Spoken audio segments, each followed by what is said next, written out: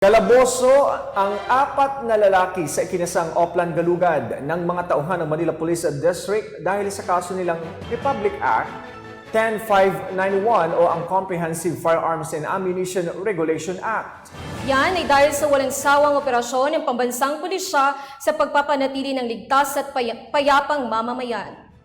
Mag-uulat dyan si Police Corporal Sheena Marie Tapo. Himas rehas ang apat na lalaki makaraang masakote sa Oplan Galugad ng Manila Police District, Delpan Police Station 12 sa magkahiwalay na lugar sa Isla Puting Bato, Tondo at Gate 6 area, Binondo, Maynila. Unang nadakip ng Delpan Police Station 12 ang isang 43 taong gulang, caretaker na si alias Ray, residente sa Isla Puting Bato, Tondo.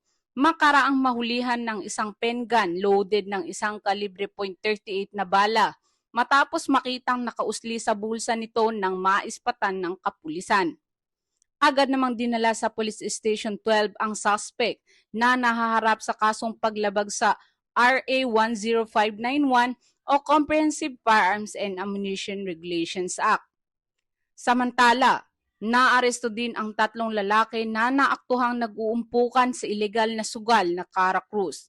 Makaraang maispatan ng pulisya sa Gate 60 area, Barangay 275 Binondo. Nakumpiska naman sa isa sa tatlong suspect na si alias Vincent, 35 taong gulang, estibador, residente sa Gate 20 Parola, Tondo. Ang isang improvised firearm, pen gun na loaded ng isang bala.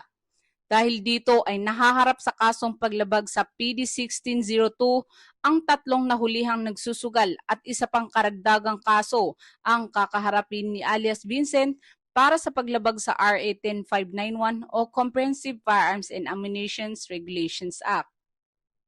Mula dito sa Metro Manila, ako po ang inyong Police News Network Correspondent, Police Corporal Sheena Marie Tapo, alagad ng batas, tagataguyod ng Balitang Pulis.